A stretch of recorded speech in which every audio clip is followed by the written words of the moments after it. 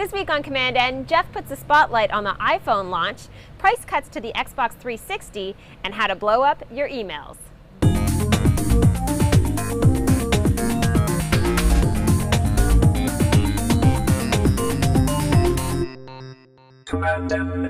Welcome to episode 140 of commandN. I'm Amber. And I'm Jeff. And we are here in downtown Charlottetown. It's been a beautiful July. It has been, and a very exciting last week in the news. Apple had a bunch of launches that I'm going to talk about a little bit later. Yeah, there's been so much going on, and I actually think maybe Jeff was the first person in Canada to get the new iPhone. I think because of the half-hour time difference, there might have been some people in Newfoundland that beat me to it, but I'd say one of the first people. I admittedly lined up. But let's talk about this week's headlines.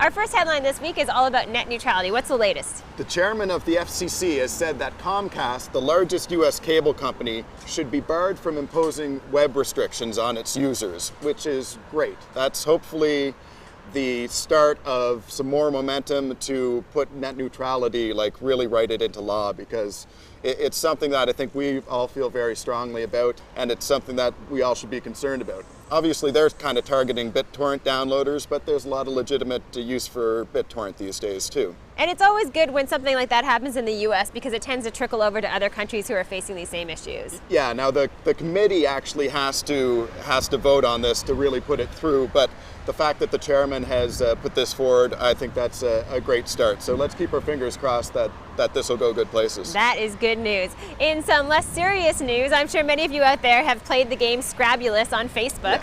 Yeah. Our mother is actually a bit of a Scrabulous addict, and she's very good, so don't challenge her to a game. But Scrabble, the official Scrabble game, they're coming out with their own version of a Scrabble app for Facebook. It's being created by Electronic Arts, where Jeff used to work. And the neat thing about this is that creators of Scrabulous, they're in India. There's two guys there saying that they don't think that the Scrabble game is going to be that successful because there are so many users who are already using Scrabulous on Facebook. So it's kind of neat to see that these big companies come in and try to do something, but sometimes they're a little too late to the game. Absolutely. It shows that being nimble can be a very good thing in this space. In terms of a company that's not always known as being real nimble, but this is a good thing. Microsoft has reduced the price of the Xbox 360 by $50. So that's coming down in price. That's for the 20 gig hard drive version. And there is a 60 gig version that'll be coming out at the previous price point. So a bit of movement there, That's maybe good. Make it a bit more affordable for your HD gaming needs. I think the funny thing is when that little kid just biked by and you said Xbox 360, he almost ran into that pole. So important news for people out there who are gamers. Speaking of running into a pole, getting hit by lightning, there is a new video up on Flickr that someone's created. Now what they were doing is they were actually shooting a lightning storm. Yeah. And they were standing holding a railing while they were shooting it. And so what happens in the video is you can actually hear the person getting struck by lightning. So they're shooting, and all of a sudden there's this huge scream.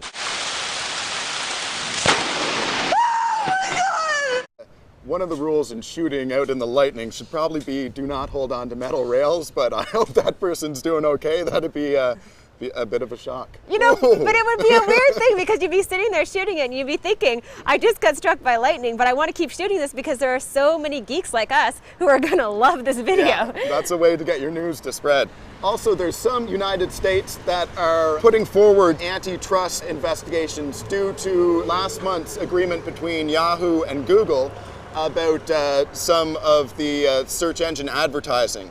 Now, it's pretty legitimate for them to complain about this in the sense that Google has something like 70% of the search engine market share, and Yahoo has almost 20%. So the other player in that is Microsoft. You have to wonder how this plays into the previous deal. Eh? Oh my gosh, can you imagine if Google and Yahoo actually teamed up to do something together? That would be a huge monopoly. Now, in other Google news, we've talked a lot about Google mashups on the show, and we've mentioned a mashup a while ago. I think when me and Mikey were talking, it was one cold winter day and we were drinking Starbucks.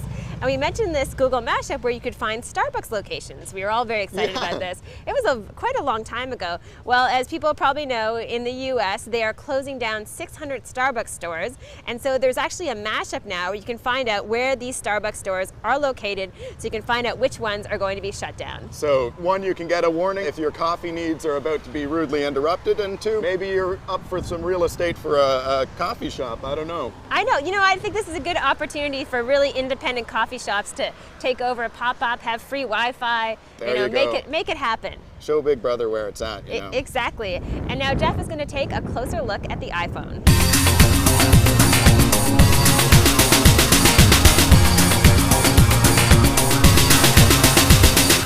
Well, it's been an exciting week for people following Apple. We've had the iPhone 3G launch in countries around the world, including Canada, where despite a bit of a fiasco with Rogers, at least I got mine.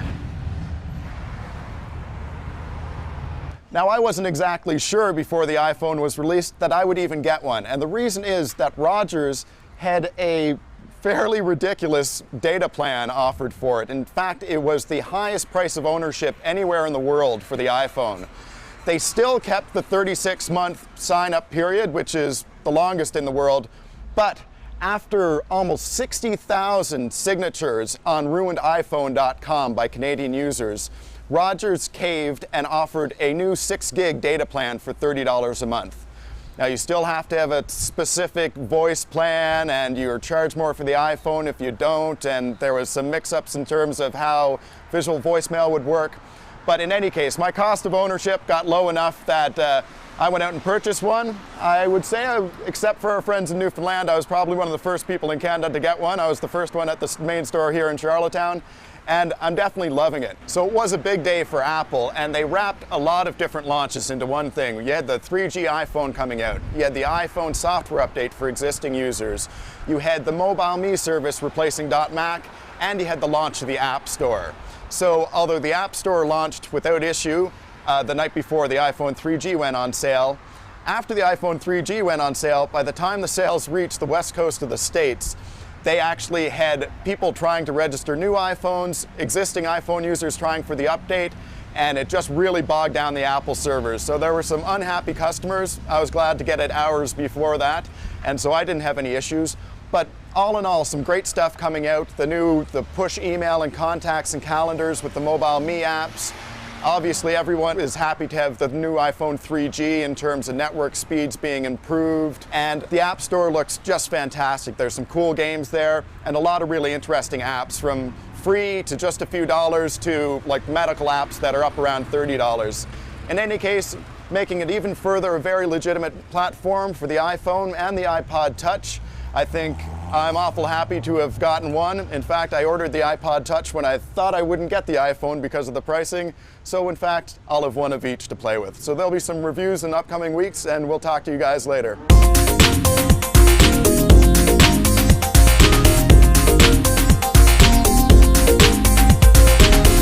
So Amber, what are your web picks for this week? My web pick this week is a website called PrivNote, and this was sent to me by someone on Twitter, and it's really, really fun. And it reminds me a lot of Inspector Gadget. Remember we used to watch Inspector Gadget? Well, and he used to get messages that would self-destruct. Now the idea of PrivNote is that it's kind of the same thing, but you can send people emails that come in the form of a link. You click on the link, you read the email, and then that email on the PrivNote website can never, ever be seen again electronically. Yeah, you might have a concern if somebody decides to take a screenshot of it or whatever, but on the other hand, if you're sending that from work, at least you've got a bit of cover for sending your note. It's not going to be on the email server or anything like that. Exactly. You know, this show is really all about bypassing the man, and this is just another way you can bypass the man, get around the man, and write notes to whomever you want. It's true. We've covered a couple other color pickers in the past, but colorjack.com is a site that I've been looking at recently, which is really cool. It shows you some of the most popular colors on the web, for instance. It has the color picker tools in there, a great color sphere application that you can get a widget for, and a couple other things. But it also has like articles, a blog there. You can read about how color affects us, what does blue mean to us, what does red mean to us. What about green, Jeff? You know, they don't have green, it's just blue and red. I guess green is too ambiguous. But Thanks a lot. They've got articles on like color blindness, different color spaces and stuff like that. So it's kind of cool. It gives you a bit more of the trimmings around the subject of picking colors. I love all of those color sites. They're so much fun. And in fact, when you said it was called Color Jack, and maybe it's because I'm in a hip hop mood, I was thinking that there should be a hip hop song to the Color Jack website. Doesn't it sound like Color Jack? I think it needs a hip hop song? I'm not going to beatbox. I'm not going to embarrass us. That's a really good thing. Now, before we end the show, I just have to mention one thing, because I was doing Net at Night with Leo last last week and the week before, and I was talking about a new boat that we bought for our cottage on Prince Edward Island. Just a small boat with a 90 horsepower motor, and it's been lots of fun. But we initially tied it up to an anchor that is a barbecue, and was kind of stuck there. And at the time, what had happened is Jeff had taken out the boat with another friend of ours and had gone out, and I went to do net at night. And then I told Leo I wasn't sure if you guys had made it home safely. So the good news, we did make it home safely, but it was a narrow miss. We ran out of gas. We were rowing in with some oars. We were walking through like nipple deep water with all these things floating through it, like just oceany stuff, but still a little unnerving. So we did make it through. It wasn't as quick as we had hoped. Yes, but they came back. We were very, very happy about that. Since then, we've bought a reserve tank of fuel, which is a good thing to have on board. And we have a boating safety guide, which is very important as well. All right, now remember, if you have any comments, and I know there's always comments, you can leave them at commandN.tv. And if you want to email us at info@commandN.tv or at our personal email addresses, and we'll be sure to get back to you. All right, well, thanks for watching and have a great week. Enjoy.